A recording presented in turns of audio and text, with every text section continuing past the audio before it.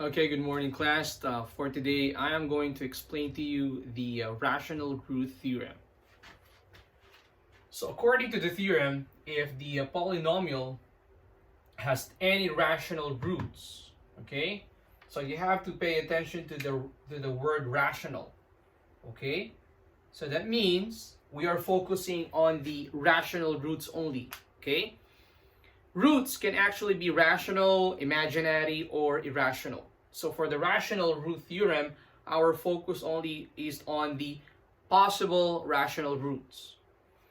Then, they must be in the form of positive, negative factors of a sub 0. A sub 0 is basically our constant, okay, here. The term that doesn't have any variable, that's the constant. And then we have over factors of a sub n. So what's a sub n? A sub n is the numerical coefficient of the leading term. Okay? Here. So what's the leading term? How can we identify the leading term of a polynomial? It is the term in a polynomial that has the highest power in the variable. Okay? Like in this case, our leading term is 2x cubed. Okay? So for example, let's have 2x cubed plus 3x squared plus 2x plus 3. Okay?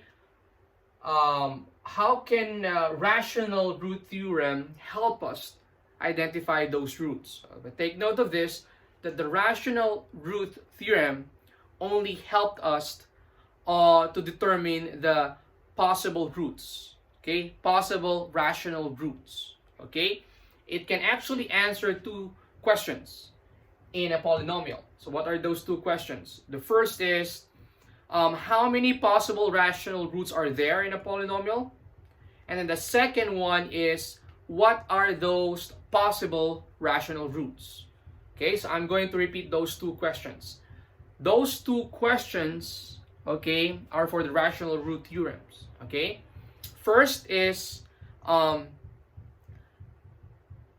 many are the possible rational roots, and the second is what are those possible rational roots. I'm emphasizing on the word possible.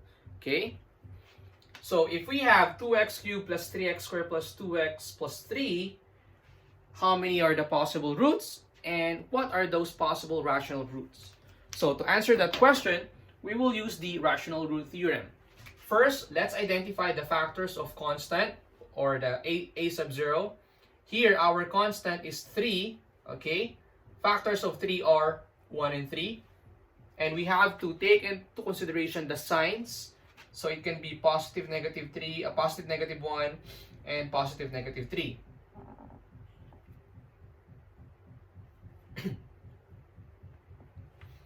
And then the numerical coefficient of the leading term, in this case it's 2. So positive negative 2 and positive negative 1. Okay? So according to the theorem, it will be factors of the a sub 0, or the constant, over factors of the numerical coefficient of the leading term.